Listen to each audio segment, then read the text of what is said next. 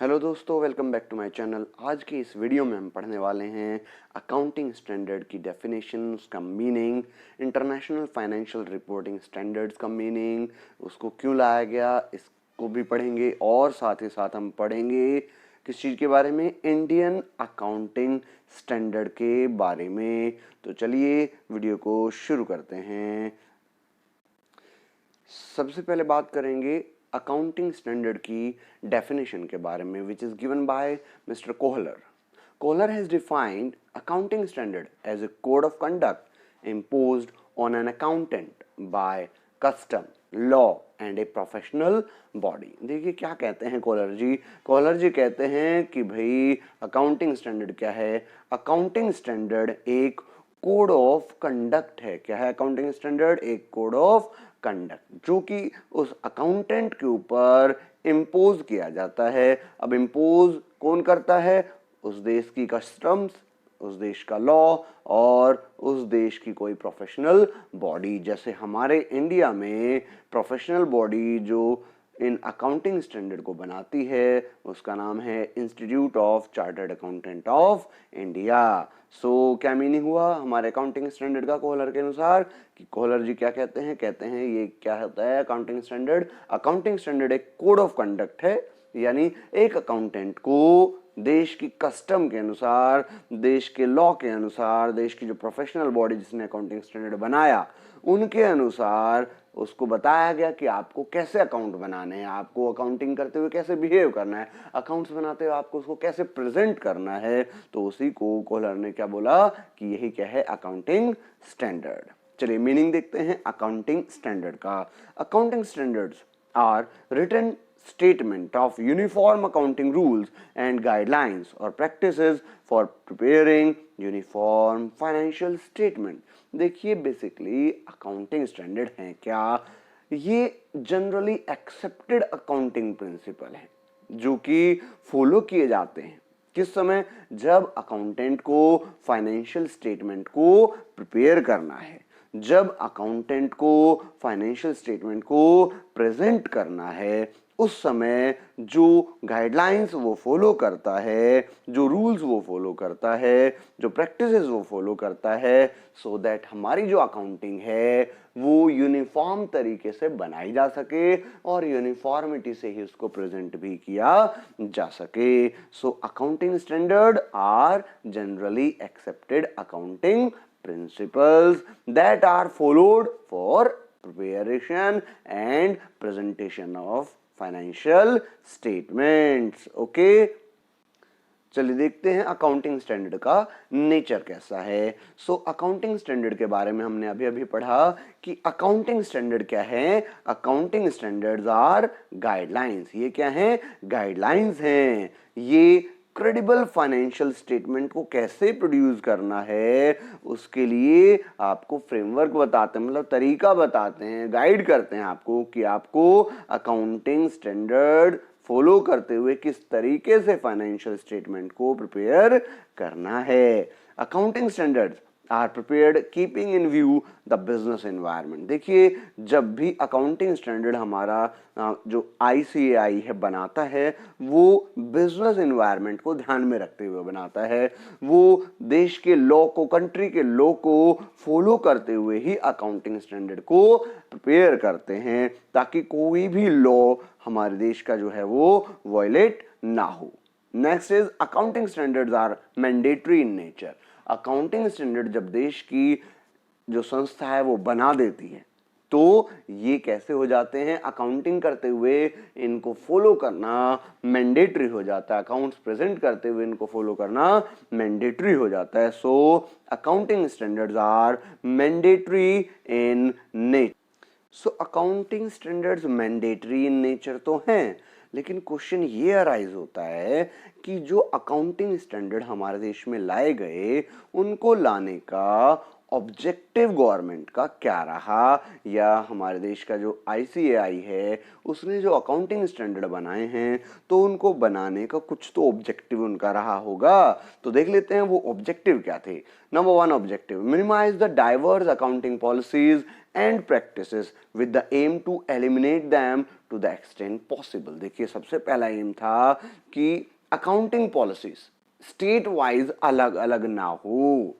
अगर अलग अलग होगी तो फिर अकाउंटिंग करने में, अकाउंटिंग समझने में डाइवर्सिफिकेशन आ जाएगा, वो आसानी से समझ नहीं आ पाएंगी, हम उनको आसानी से बना नहीं पाएंगे। अगर एक स्टेट का बंदा, एक स्टेट का अकाउंटेंट दूसरे स्टेट में चला जाएगा तो उसको प्रॉब्लम आ जाएगी। सो पहला पर्पस ये था, पहला ऑब्जेक्टिव ये था कि जो diverse accounting policies and practices हैं उनको क्या किया जाए, उनका जो डाइवर्सिफिकेशन है, उनकी जो विभिन्नता है उसको क्या किया जा सके, मिनिमाइज किया जा सके। अब मिनिमाइज कहाँ तक, जहां तक पॉसिबल हो सके हमें उसकी जो डाइवर्सिफिकेशन थी उसको क्या करना है, मिनिमाइज करना है, जिस एक्सटेंट तक हो सके उसी एक्सटेंट तक।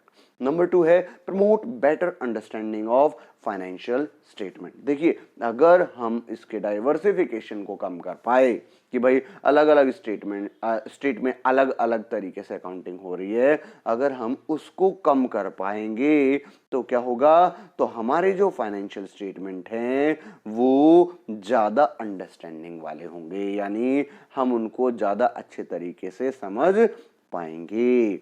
अब अगर हम फाइनेंशियल स्टेटमेंट को अच्छे से समझ पाएंगे, इसका मतलब फाइनेंशियल स्टेटमेंट की अंडरस्टैंडिंग हमारी अच्छी डेवलप हो पाएगी और एक नॉर्मल ह्यूमन बीइंग भी अकाउंटिंग प्रिंसिपल्स को आसानी से समझ पाएगा। एक अकाउंटेंट भी अकाउंटिंग प्रिंसिपल को अच्छे से अडॉप्ट करके, उनको अच्छे से अप्लाई करके अकाउंटिंग को कर पाएगा, अकाउंटिंग स्टेटमेंट को प्रेजेंट कर पाएगा, उनको प्रोड्यूस कर पाएगा, अकाउंटिंग स्टेटमेंट्स को प्रिपेयर कर पाएगा। अगर ऐसा हो पाएगा तो क्या होगा, हम अपने फाइनेंशियल स्टेटमेंट, वो चाहे 2 टाइम का हम देख लें या 2 ऑर्गेनाइजेशन का हम देख लें, इनके बीच में हम क्या कर पाएंगे, बेटर कंपैरिजन कर पाएंगे।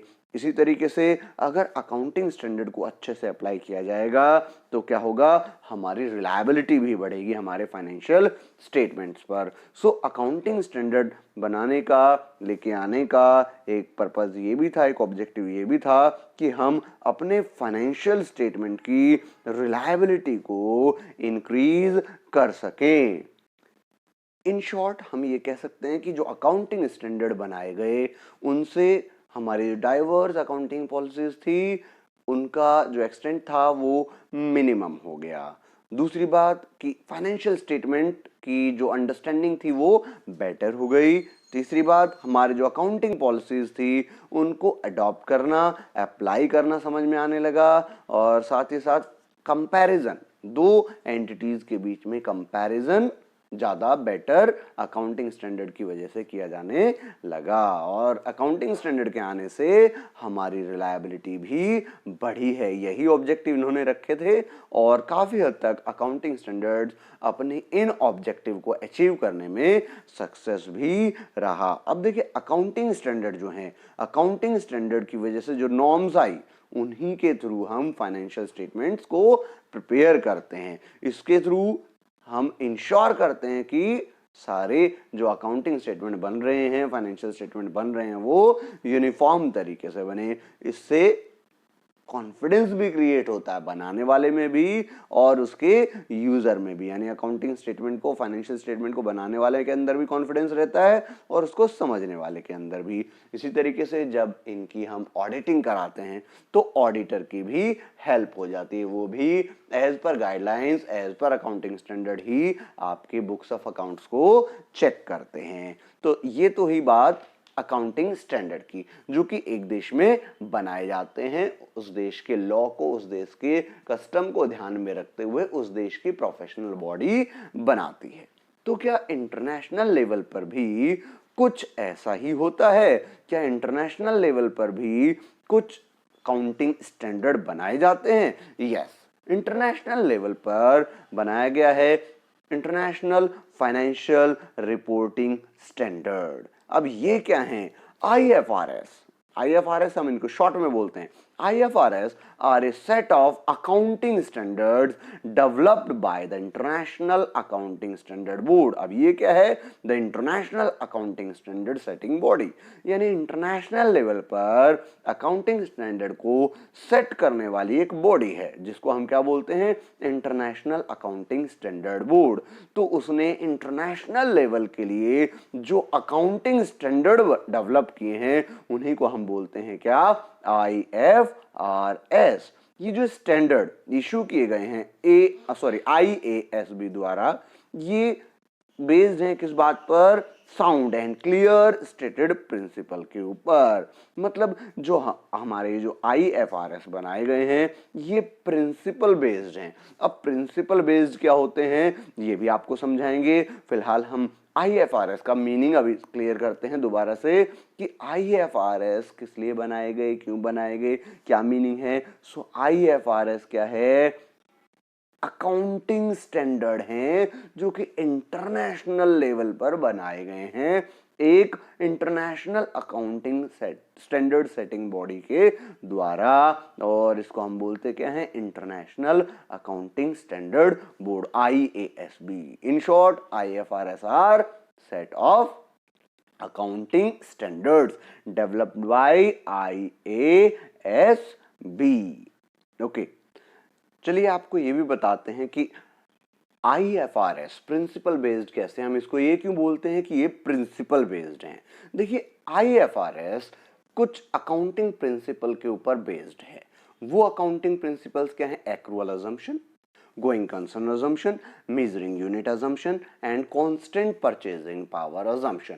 इन अकाउंटिंग प्रिंसिपल्स के बेस पर बनाया गया है क्या? IFRS को। अब एक्रूअल अजम्पशन क्या होती है कि भाई बुक्स ऑफ अकाउंट्स में ट्रांजैक्शन को एक्रूअल बेस पर, यानी जब वो ट्रांजैक्शन हुई है उसको तभी क्या करेंगे? रिकॉर्ड कर लेंगे। ये हुई एक्रूअल अजम्पशन। इस प्रिंसिपल के ऊपर बेस्ड है हमारा क्या? IFRS। दूसरा गोइंग कंसर्न अजम्पशन, ये क्या कहती है कि जो बिजनेस है वो एक इनफाइनाइट टाइम पीरियड तक चलता रहेगा। थर्ड जो अकाउंटिंग प्रिंसिपल है हमारे IFRS जिसके ऊपर बेस्ड है वो है मेजरिंग यूनिट अजम्पशन। मतलब ये अजम्पशन कहती है कि भाई जो एसेट्स है उसको हमें उसकी हिस्टोरिकल कॉस्ट पर नहीं बल्कि उसके करंट फेयर वैल्यू पर शो करना चाहिए। मतलब एसेट हर साल जो है वो मेजर होनी चाहिए उसके करंट फेयर वैल्यू पर। अब करंट फेयर वैल्यू क्या होती है इसको हम समझ लेते हैं अगली अजम्पशन से। देखिए अगली अजम्पशन हमारी इसकी क्या है? अगला प्रिंसिपल जिसके ऊपर IFRS बेस्ड है वो क्या है? वो है कांस्टेंट परचेजिंग पावर अजम्पशन। देखिए ये क्या कहता है? ये कहता है कि आपने एक एसेट खरीद तो ली लेकिन उस एसेट को आप हर साल डेप्रिशिएट कर रहे हो और आप मार्केट में अगर खरीदने जाओगे तो उसको आप खरीद नहीं पाओगे क्योंकि वो महंगी है।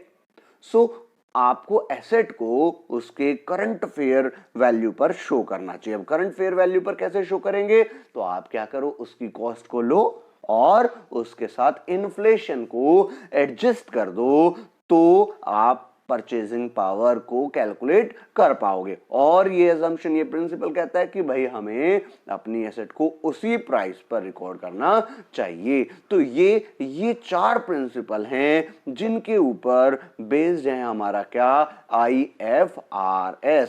सो IFRS जो है वो प्रिंसिपल बेस्ड है। क्यों है? क्योंकि ये इन्हीं चार प्रिंसिपल्स को फॉलो करते हुए बनाया गए हैं, यानी इन्हीं चार प्रिंसिपल को फॉलो करते हुए हमने IFRS को डेवलप किया है।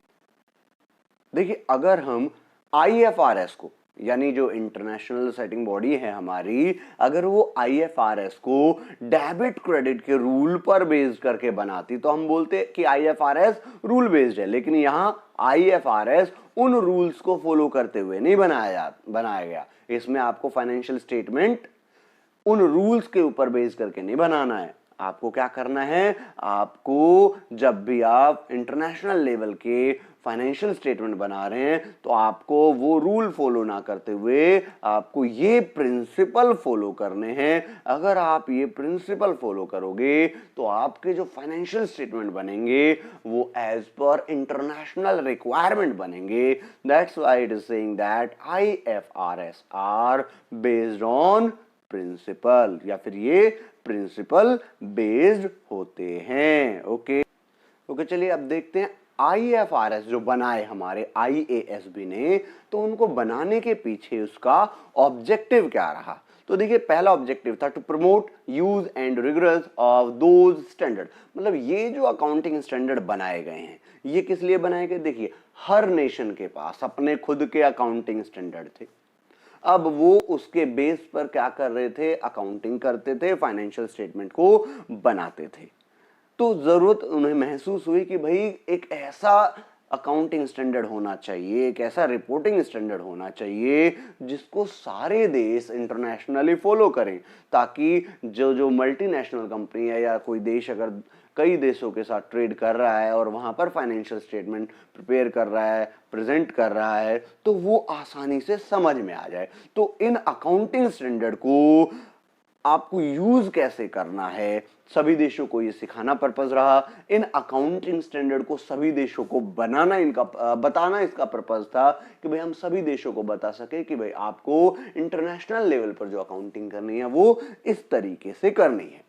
अब देखिए इससे और क्या फायदा होने वाला था, और क्या इनका ऑब्जेक्टिव रहा था। इनका और ऑब्जेक्टिव था कि जो हमारी मीडियम स्केल इंडस्ट्रीज होती हैं, स्मॉल स्केल इंडस्ट्रीज होती हैं, अगर वो आगे बढ़ना चाहें, इंटरनेशनल ट्रेड अगर करना चाहें, क्योंकि आज के टाइम में ऑनलाइन ट्रेड आप किसी भी देश के साथ कर सकते हो, आप कहीं से भी सामान मंगा सकते हो, तो आपके लिए जरूरी हो जाता है कि आप अपने फाइनेंशियल स्टेटमेंट को इंटरनेशनल लेवल का बनाओ।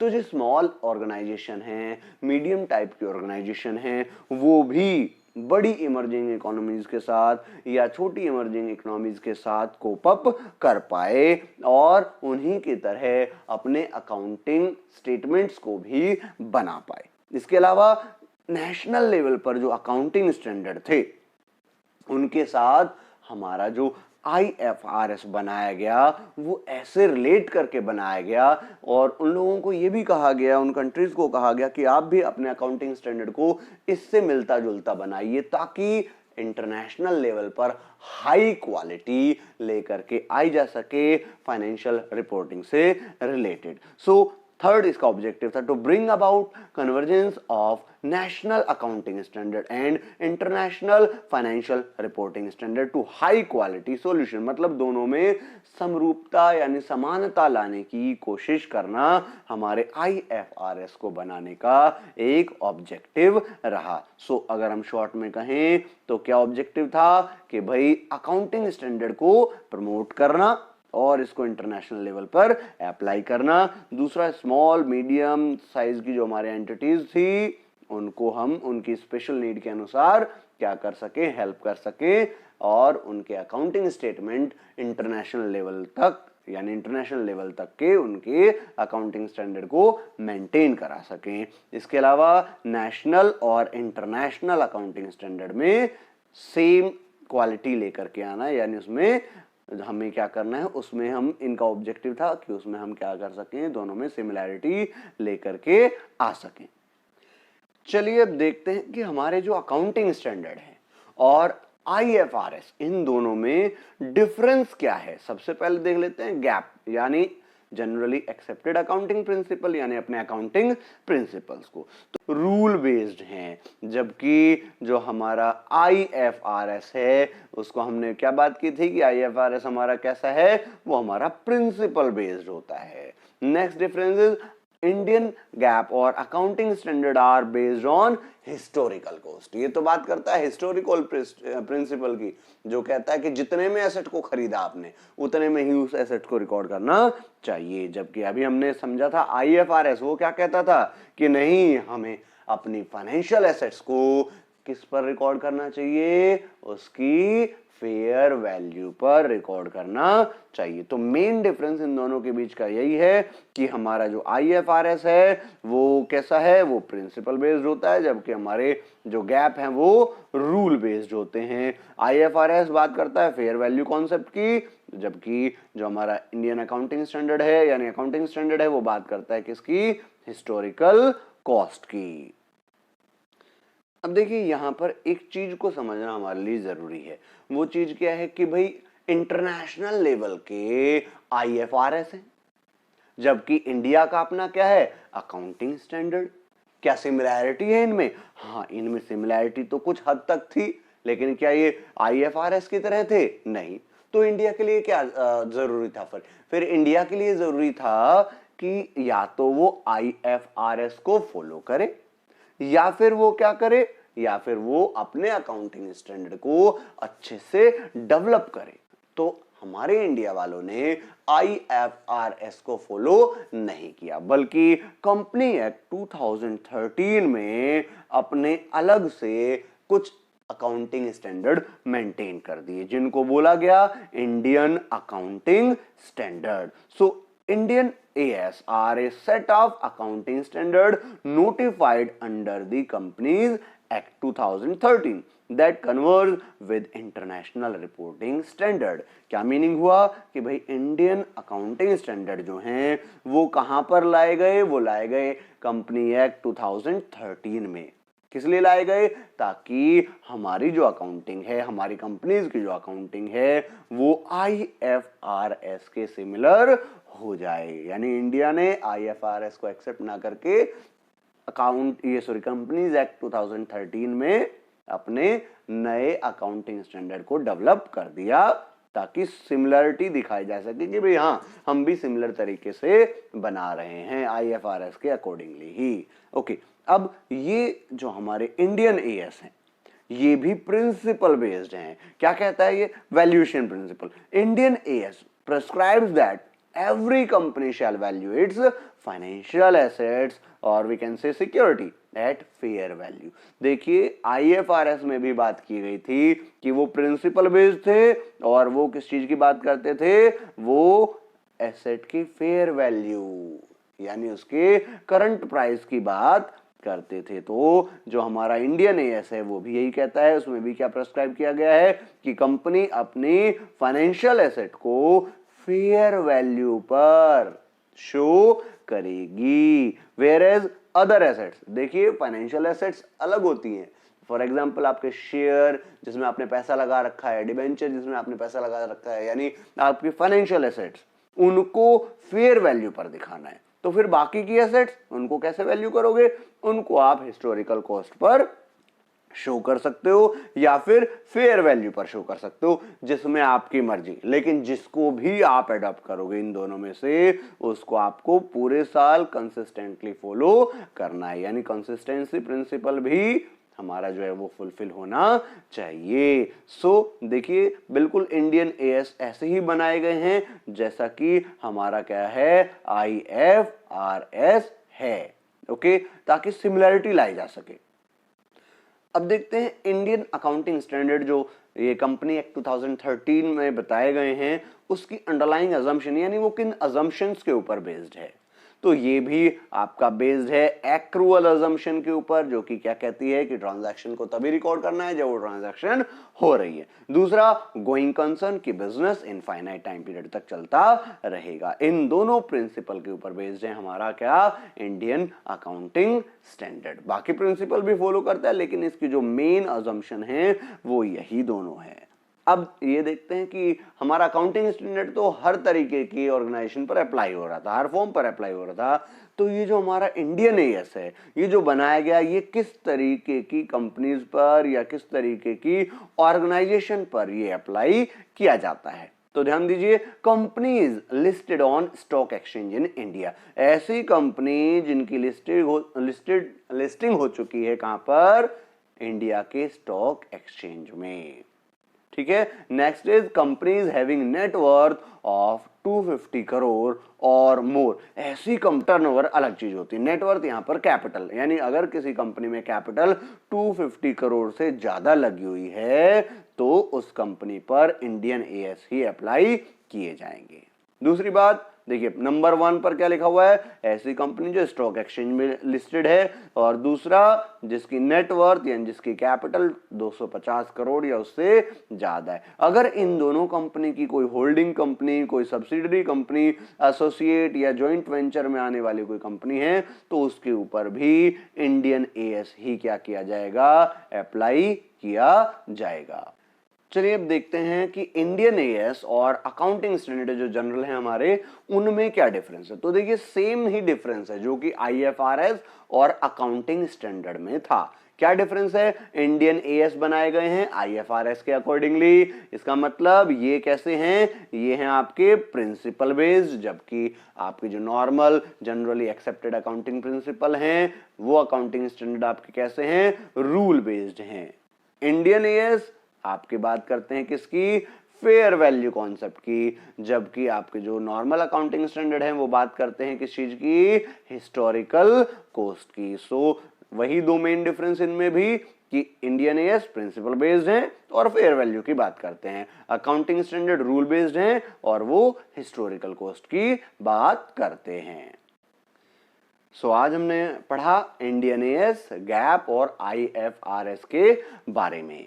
अगर आपको ये वीडियो पसंद आई हो तो इसको लाइक, सब्सक्राइब और कमेंट करना ना भूलें। Thank you.